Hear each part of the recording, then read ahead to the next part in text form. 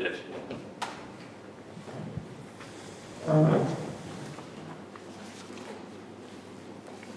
Siz ölkəmizin müxtəlif bölgələrinə, rəhbər vəzifələrinə təyin edilirsiniz. Sizə böyük etimad göstərilir. Əminəm ki, bu etimadı doğruldacaqsınız. Öz işinizlə, əməyinizlə qarşıda duran vəzifələrin icrası üçün öz səylərinizi əsirgəməyəcəksiniz. Böyük məsuliyyət əlbəttə ki, böyük işlər tələb edir. İlk növbədə mənim bütün tapşırıqlarımı yerinə yetirməlisiniz. Mən hər dəfə bölgələrə, rəhbər vəzifələrinə şəxsləri təyin edəndə verdiyim tapşırıqlar onlar üçün əsas iş prinsipləri olmalıdır. İlk növbədə xalqa xidmət etmək, xalqla bir yerdə olmaq, hər bir rəhbər vəzifədə çalışan şəxs, hər bir məmur təvəzzükar olmalıdır. Həyatda, məişətdə özü, onun yaxın qohumları özlərini elə aparmalıdırlar ki, bizim ümumi işimizə heç bir irad tutulmasın. Əfsuslar olsun ki, bəzi hallarda məmurlar özlərini cəmiyyətdə düzgün apara bilmirlər. İfrat dərəcədə təkəbbürlük göstərirlər. Özlərini hamıdan üstün tutmağa çalışırlar. Və beləliklə həm öz nüfuzunu itirirlər. Eyni zamanda dövlətimizə, dövlətin siyasətinə də ləkə vurmuşum.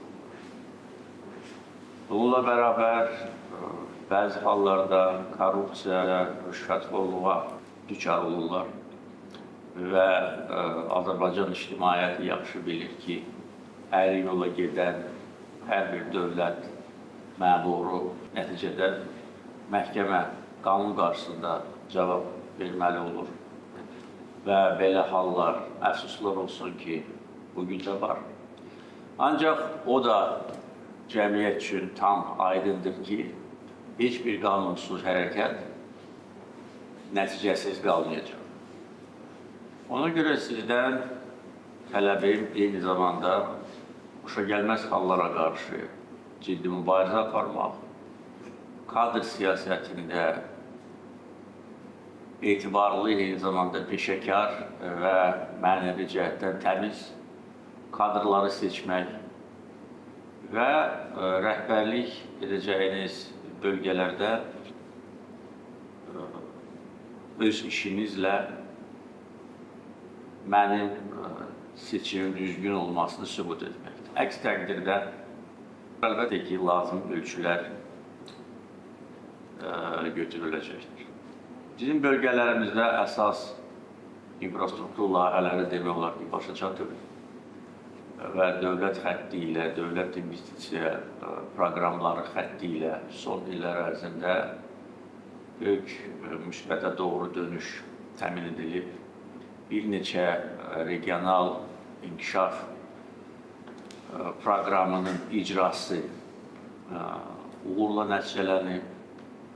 Demək olar ki, əsas infrastruktur istiqaməti olan elektrik enerjisi ilə bütün bölgələrdə vəziyyət tam normallaşır. Təbii ki, köhnəlmiş infrastrukturun təzələnməsi, təmiri məsələləri var. Ancaq ciddi problem kimi bu problem artıq mövcud deyil. Bizim bütün bölgələrimizdə, o cümlədən işğaldan azad edilmiş ərazilərdə elektrik infrastrukturunun yaradılması güclü potensial yaratmışdır. Magistral yollar tamamilə müasir standartlara cavab verir. Şəhərlər arası yollar təmirlidir. Kənd yollarının tikintisi üçün hər il lazımi vəsait ayrılır və hələ ki deyə bilmərəm ki, 100% biz istənilən nəticəyə çatmışıq, ancaq bir çox bölgələrdə kənd yollarının hardasa 70-80%-i təmirlidir və keyfiyyətlidir. Bütün şəhərlərdə içməli su layihələri icra edilib. Kəndlərdə də içməli su ilə bağlı lazımi tədbirlər görülür. Suvarma layihələri icra edilir və yeni su anbarlarının tikintisi, su kanallarının tikintisi və suvarma ilə bağlı ümumiyyətcə vəziyyət müsbətə doğru dəyişir. Bütün digər infrastruktur layihələri, bu cümlədən sosial infrastruktur layihələri, məktəb tikintisi, xəstəxanalar, idman obyektləri. Yəni, bugün Azərbaycan bölgələrində bütün bu məsələlər öz həllini tapır. Hər bir şəhərdə müasir xəstəxana fəaliyyət göstərir və bütün bunlar əlbəttə ki, həm böyük vəsait tələb edir, həm də ki, gündəlik diqqət tələb edir. Və yenə də deyirəm, dövlət xətti ilə, dövlət büdcəsi hesabına, regionların sosial-iqtisadi inkişafı proqramlarının icrası nəticəsində bu məsələləri biz həll eləmişik. Qaldı ki, yerlərdə bugün hələ də mövcud olan insanları narahat edən məsələlər öz həllini tapsın. Burada da əsas prinsip sosial ədalət prinsipidir. Və hər bir bölgədə, hər bir kənddə insanlar görməlidir və bilməlidir ki, ədalət hər zaman üstünlük təşkil edir. Vaxtilə bizim bölgələrimizdə proseslərin mənfi istiqamətlə getməsinin səbəbi də məhz mərkəzi icra orqanlarındakı bəzi məmurların boşa gəlməz hərəkətləri və tapşırıqları idi. Artıq o məmurlardan, necə deyirlər, əsər əlamət də qalmayıb. Azərbaycanda məmur korpusunda, xüsusilə mərkəzi icra orqanlarında aparılan kadr islahatları nəticəsində böyük dərəcədə vəziyyət sağlamlaşdırılır. Ona görə mən tam əminəm ki, mərkəzdən sizə hansısa bir qanunsuz tapşırıq bundan sonra verilməyəcək. Vaxtilə belə hallar olub və bu qanunsuz tapşırıqları verən və qanunsuz varlanmanı özləri üçün əsas məqsəd hesab edən məmurlar bugün məhkəmə qarşısında cavab verir. Bir çox hallarda torpaqlardan səmərəsiz istifadə edilməsi halları olub, torpaqlar zəbt edilib, torpaqların kateqoriyaları dəyişdirilib, əkin, biçin üçün yararlı olan torpaqlarda bəzi məmurlar özləri üçün imarətlər inşa ediblər. Və əlbəttə ki, bütün bunlar qanunsuz hərəkətlərdir. Ancaq mən onu da bilirəm ki, yerlərdəki bəzi məmurlar məcbur olub o qanunsuz hərəkətləri icra edirlər. Onların əlbəttə ki, üzərinə düşən məsuliyyət tamamilə başqa yanaşmanı tələb edirdi. Ancaq eyni zamanda o da həqiqətdir ki, bəzi hallarda bu qanunsuz əməllərin təməlində xarınlanmış, acgöz, gözü doymayan, mərkəzdə oturan məmurların göstərişləri oldu. Amma yenə də deyirəm, sağlamlaşdırma və təmizləmə siyasəti nəticəsində artıq əminəm ki, sizə heç kim qanunsuz tapşırıq verməyəcək. Əgər kimsə bu tapşırığı verərsə, onda dərhal mənə məlumat verin və bu adamlar haqqında ciddi ölçülər götürüləcək. Bölgələrdə əlbəttə ki, məşğulluqla bağlı məsələlər əsas prioritetlərdən biridir. Azərbaycanda bütövlükdə məşğulluqla bağlı son illər ərzində çox böyük islahatlar aparılır, işsizliyin səviyyəsi aşağı düşür. Ancaq o da həqiqətdir ki, bugün hələ də bölgələrdən Bakıya, böyük şəhərlərə miqrasiya meylləri mövcuddur. Bunun müxtəlif səbəbləri var. Miqrasiya kəndlərdən şəhərlərə axının mövcud olması təkcə bizim ölkə üçün xas deyil. İnkişaf etmiş ölkələrdə də bu var. Təbii ki, böyük şəhərlərdə imkanlar da genişdir, yaşayış səviyyəsi də daha yüksəkdir. Bütün bunlar başa düşüləndir.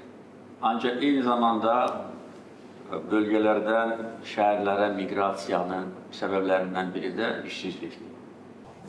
Bölgələrdə insanları işlə təmin etmək üçün dövlət müxtəlif addımlar atır, müəssisələr yaradılır, güzəştli kreditlər verilir sahibkarlara, özünü məşğulluq proqramı uğurla icra edilir və artıq 10 minlərlə insan bu proqramla əhatə olunur. Ona görə yerlərdəki rəhbərlərdən də tələbim odur ki, iş yerlərinin yaradılmasına çalışsınlar, iş adamlarına şərait yaratsınlar. Təbii ki, onlara dəstək vermək lazımdır, çünki yerli istehsalın inkişafı həm məşğulluq məsələlərini təmin edir, eyni zamanda yerli istehsalı da gücləndirir. Kənd təsərrüfatı, turizmlə bağlı son müddət ərzində dövlət xətti ilə bir çox önəmli addımlar atılmışdır. Bunu daha da genişləndirmək lazımdır. Xüsusilə turizm üçün cəlb edici olan bölgələrdə bu iqtisadiyyatın, bölgə iqtisadiyyatının kənd təsərrüfatı ilə birlikdə əsas amilini təşkil etməlidir. Bölgədəki ekoloji tarazılıq mütləq qorunmalıdır.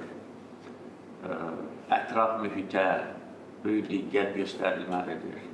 Bizim bölgələrimizdə prinsip etibarilə ekologiya ilə bağlı ciddi problemlər yoxdur. Əsas problemlər Bakı şəhərində idi ki, biz bunu uğurla həll edirik. Bakının yeni mənzərəsi bunun əyani sübutudur. Vaxtilə burada ekoloji fəlakət hökm sürür. Həm Bakı, həm Sumqayıt ekoloji cəhətdən ən çirklənmiş şəhərlər hesab olunurdu. Bugün isə bu belə deyil.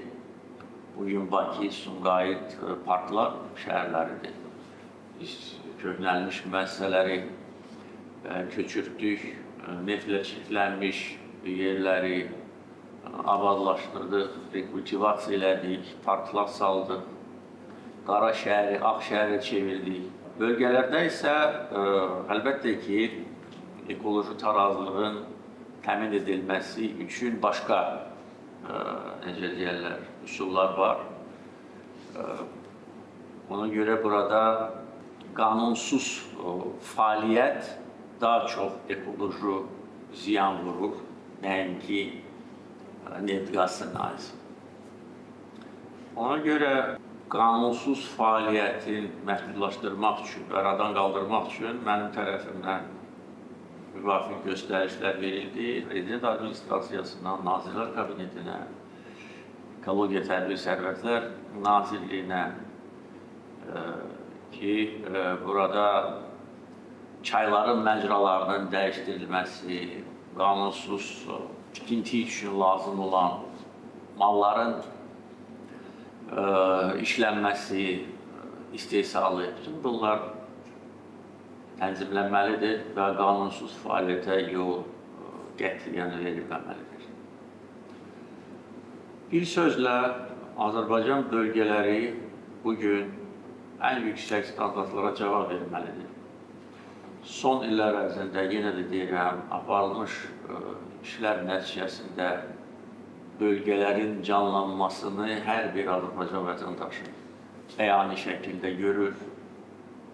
9 beynəlxalq hava limanı, yenilənmiş, təmir edilmiş və yeni çəkilmiş dəmir yolları, magistral avtomobil yolları, elektrik infrastrukturu, suvarma ilə bağlı, içməli su ilə bağlı olan layihələr, qazlaşma, yəni bütün bu işləri biz son illər ərzində görmüşük ki, insanlar daha yaxşı yaşasınlar. İnsanlara diqqət göstərmək, bunların qayğıları ilə yaşamaq, daim onların arasında olmaq lazımdır. Bütün kəndləri bir-bir gəzib, orada insanlarla kəndlərdə təmasda olmaq. Mənim tələblərim bundan ibarətdir və hər təyinatda icra başçısı olsun, digər rəhbər şəxs olsun, mənim təlimatlarım bundan ibarətdir. Amma əfsuslar olsun ki, yenə də deyirəm, göstərdiyim etimada rəğmən bəzi məmurlar bu göstərişləri yerinə yetirmə əvəzinə ancaq öz ciblərini güdərək qanunsuz varlanmaya üstünlük verirlər. Əminəm ki, bu yüksək etimadı siz öz işinizlə doğrulacaqsınız, sizin üzərinizə böyük vəzifə düşür. Bəziləriniz artıq rəhbər vəzifələrdə çalışmışsınız, təcrübəniz də var. Bəziləriniz yeni təyin olunursunuz. Ona görə əminəm ki, öz işinizlə bu etimadı doğrulacaqsınız və xalqın rəğbətini qazanacaqsınız. Sizə uğurlar arzulayıram. Təşəkkür ederim. Cənab Prezident, ilk öncə bizə göstərdiyiniz yüksək etimada görə sizə dərindən minnətdarlığımızı bildiririk. Azərbaycan Respublikasının son illərdə bütün regionların, eyni zamanda Naxçıvan Muxtar Respublikasının inkişafında xüsusi mərhələdə var. Bu sizin xüsusi diqqət və qayğının nəticəsidir. Və sizi əmin etmək istəyirik və söz veririk ki, bundan sonraki fəaliyyətimizdə sizin etimadı doğrultmaq məqsədi ilə verdiyiniz bütün tapşırıq və göstərişləri vaxtında layiqincə yerinə yetirib və bu tapşırıqların icrasını tam təmin edəcəyik. Sağ olun. Möhtərəm cənab Prezident, yenidən etimad göstərərək bizi vəzifəyə təyin etdiyinizə görə sizə dərin minnətdarlığımızı bildiririk. Tam suveren Azərbaycanımızın banisi olaraq zat ailərinizin bütün tapşırıqlarını təyin olunduğumuz vəzifələrimizdə vicdanla, tam məsuliyyətimizlə və ləyaqətlə qeyd-şərtsiz icra edəcəyik. Təşəkkür ederim. Sağ olun. Möhtərəm cənab Prezident, göstərdiyiniz böyük etimadı doğrultacağıq. Müasir Azərbaycan Respublikasının banisi Ulu Öndərimiz Heydər Əliyevin ideyalarını yaşadacağıq. Sizə və Azərbaycan Respublikasına şərəflə xidmət edəcəyik. Cənab Prezident, göstərdiyiniz böyük etimadı səylə, gücümüz, biliyimiz çərçivəsində tam şəkildə təmin edilmək istəyirəm ki, icra edəcəyik və ləyaqətlə, şərəflə işimizi davam edəcəyik. Çox sağ olun. Sağ olun. Möhtərəm cənab Prezident, bu yüksək etimadı bizə göstərdiyi üçün sizə dərin minnətdarlığımı bildirirəm və söz verirəm ki, bu etimadı doğrultması üçün əlimdən gələni edəcəm. Təşəkkür ederim. Cənab Prezident, bizə göstərdiyiniz yüksək etimada görə bir daha təşəkkür edirik. Qarşımızda müəyyən elədiyiniz vəzifələri bütün bilik və bacarıqlarımızla yerinə yetirəcəyimizə söz veririk. Möhtərəm cənab Prezident, bizə göstərdiyiniz böyük etimadı görə minnətdarlıq bildirirəm və sizə göstərdiyiniz bu tapşırıqları və ediniz bu etimadı doğrulacağıma bütün varlığımla söz verirəm. Təşəkkür ederim. Sağ olun. Sizə uğurlar.